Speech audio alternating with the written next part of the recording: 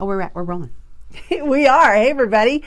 Happy day after Christmas. It's Gretchen, and I'm Camille. what are we doing? Well, we're starting over. That's so true. Yeah. We're starting over. Y'all start don't over. wait for January 1st. No. Start over today. So I thought, first day after Christmas, I'm starting over. I got all the sugar out of my house. I'm like, be gone in the name of Jesus. No more junk. Smearing.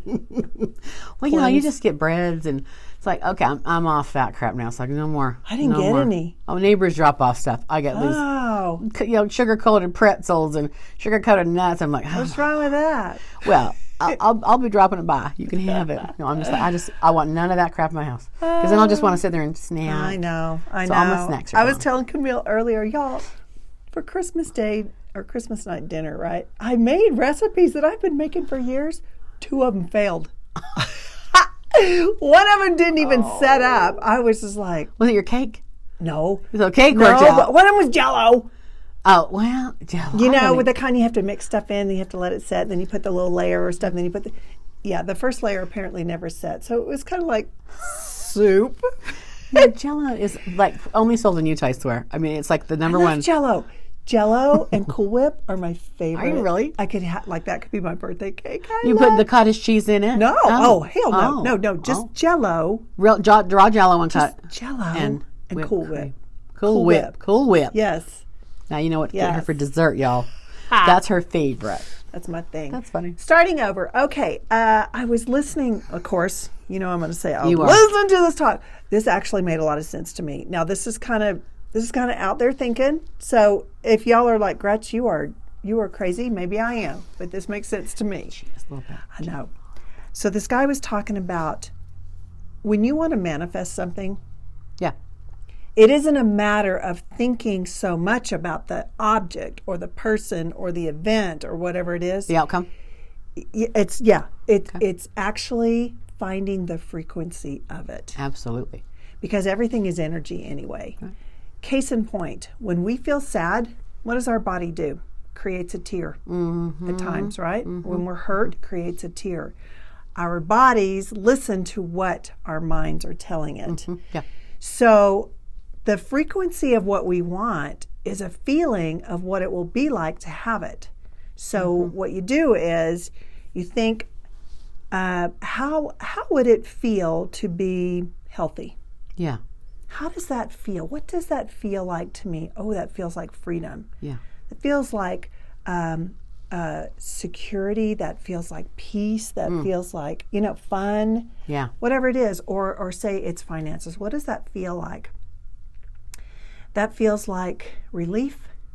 That feels like enjoyment. That feels like sharing. That feels like you create all of these things that you feel that frequency of what it is, then it has to come to you. Yeah. It is law. Well, and it's actually happening now. Like when you live it like it's happening right now, you experience it that it's happening right now. And even Einstein said the most important thing isn't intellect, it's imagination. Yes. And so Which is thought. Yes, exactly. And I kind of think that there are so many things in history that for sounds and tuning and toning, like I think the pyramids were sound, squares. I mean, it's like people they would go into those things and they would have vibrational healing. That's why That's what so I think that many happened. religions have, I don't know if the word is chants, but you hear the humming. The ohms. The ohms, Well, right? the bells. They used to have bells. There's a town that they would ring the bells. And then after World War I, all the bells were cracked. And so they don't have bells anymore. It's interesting because I do think that I think we're onto something here. I think it's the vibration, toning, sounds, all that stuff. I have tuning forks in my other room. We should get our tuning forks out. God. We should do that. Now you're talking to somebody that grew up in 7 different denominations. I know Jesus, y'all. This is not replacing Jesus. Trust you, me. But you know But what? even Jesus is a vibration. Jesus, here's the thing. I think I've really learned since cancer. I've really learned to pay attention to my thoughts and my feelings. Yeah. Yeah. Because that determines my outcome. That's right. That determines your outcome. That is starting over every day, every thought. Don't wait till the beginning of tomorrow to feel better. Start finding other things to replace, what you're feeling now. And so I think it's real, and you know this, y'all, from January 1st gym memberships. Oh yeah. People tend to feel like I've gone out of control. I ate too much for the holidays, and they come down on themselves. They feel down on themselves. You realize your body reacts to those feelings. So if your mind is full of, oh my gosh, I'm going to be gaining so much weight because I just ate all those, whatever it was. Yeah. I guarantee it wasn't my Jell-O. But, don't let your mind go there. Yeah. Train your mind to what you want it to be, right? So tell yourself, like, I am whole and healthy. I am strong. I am lean. I am fit. Nothing penetrates the way I want to look. I look the way I want to look, right? See it in your mind, feel those things, and allow it to happen. Allow it to happen. Look, y'all, I'm living proof. Going through chemo, I told myself constantly, not just once a week, all the time in my head, I am whole and healthy.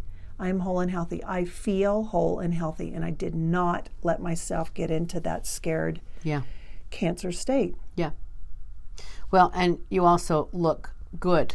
Okay. Some people have the skin tone or the hair loss. You continue to make sure you took care of yourself, It was important, not because I was living in fear of what's going to happen. I didn't want to be anything different than the way I was. Yeah. And which is why I didn't tell anybody. Camille knew, and my kids knew, my family knew, and a handful of people, and that was it. Because I just didn't want to be viewed of something that I was trying not to be. Because what is that vibration? Right. If someone sees you, oh no, you poor thing. I know people that died of cancer, right? I didn't want to hear that.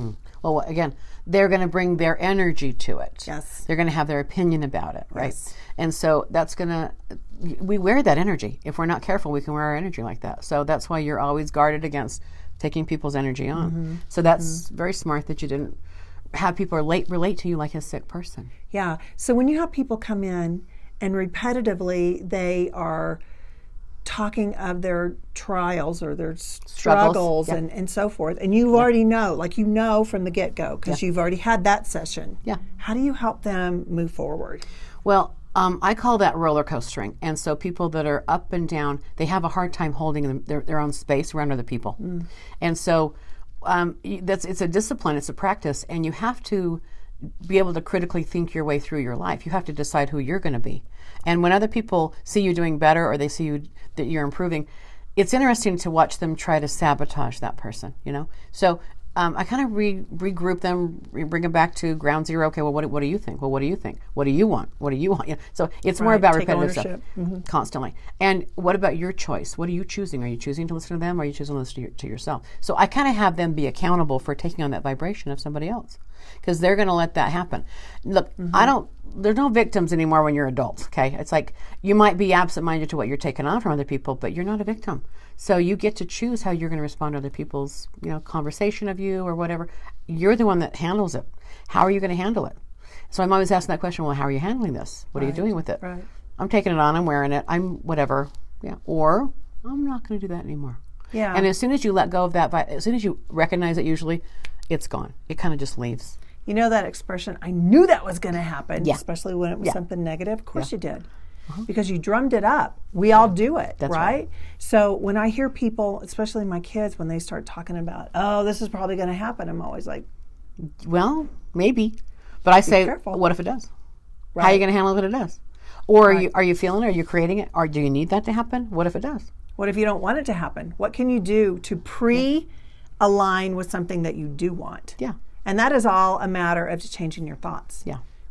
Our personalities are based upon what we think about ourselves and what we think about others. Have you ever been around an angry person that hates politics and everything in politics? Yeah. And there's nothing happy about anything that comes out of their mouth because they're so focused on the problems. Yeah. Guess what? They're an angry person. Yep. Right? And so that is somebody that you have to decide, wait a second, do I want to join in that conversation? Because if I'm joining in that conversation, I'm bringing myself to that energy as well. Well, and that's it. You're investing your soul, right? You're investing yourself. So whatever you align with, whatever you're doing, you're investing energy. And, you're a currency. We all have a currency. Well, what's money? A currency. Energy is a currency. Everything's a currency. Everything's vibrating. Everything's alive. Right. And when you recognize that, you've got to go, I'm going to align with that, or I'm just going to say, thanks for sharing. I got what you're saying, and I'm not going to take part of it. It's their dogma. We were talking about the energy of others, in conversations. And sometimes you're in a situation where you're like, I don't believe in what they say. I don't want to hear the negativity, or I don't agree with it, or maybe they're only looking at things from one side, and you're like, actually, I feel differently. I've learned it does me no good to try to be right. No. It just doesn't. No. If I just don't even make a comment, if I just don't even add to the conversation, usually it'll just dissipate. Yeah, well, and I just, sometimes people just need to be heard, right? And so if I've got a client coming in, I can't be passively listening. No, you That's can't, passively listening. And honestly, passively listening, people, they just need to talk and be right and watch what they, I think the programming on TV, it's going to be validating what people think and feel. That's normally what's happening. But I like to kind of pull back and go, what am I ingesting mentally, emotionally, physically? Because you're taking things on. Mm-hmm. And so people always ask me, how do you get through every day, all day, hearing people's stuff, I digest it as I go. I don't get stuck with anything. And at the end of the day, I kind of help myself clear it out. I have a clearing process I do on myself. But I do feel like you have to be present and awake and aware of what that vibration is in front of you. Yeah. Always. What's the vibration? And I think that's the case with anything. I mean, if you're trying to find a radio station and you're hearing static, you're not tuned in. Right. Until you finally fine-tune that tuning where you hear what you want to hear, then you just hear a bunch of static. So I do think, in your situation, you do have to be present. I get it. People are coming to you for help. That's right. But I do know at times in life where, maybe we have a choice what we listen to, what we watch on TV. We have that choice. Yeah. And if that decision is based on, I don't feel good when I'm listening to people just gripe about things, mm-hmm. or doomsday or whatever. That was me during cancer. I know I keep referring to that, but I was like, you couldn't afford that. Nothing unhappy about Pinterest in my world. That was a great distraction. That was my distraction, because I could find all kinds of things like you talked about to daydream. Yeah. I could find all kinds of things to take my mind to a different place. And create your reality. Yeah. Right. And so I looked at healthy people. I looked at beautiful scenery. I looked at beautiful gardens. I looked at anything that felt better to me. Yeah. And that was, again, a good coping mechanism. I think people don't understand and realize that everyone's going through something, right? Sure. Whether it's chemo, cancer, or just stress, financial mm-hmm. issues, end of the year stuff. I have a lot of clients that come in from out of town, and I see a lot of people, routine clients, but it's kind of like, okay, get me through this season, because I'm back with the same family, back with the same people, there's all the same drama, and I kind of coach them on, again, either you're going to be on your phone or you're going to have a mantra in your head, because it's just not worth the fight, it's not worth the routine battle that happens every year. So this is a really good, I think, technique to kind of get you through moments, and that's what got you through your cancer, that's what got you through your treatment, because you could control your environment.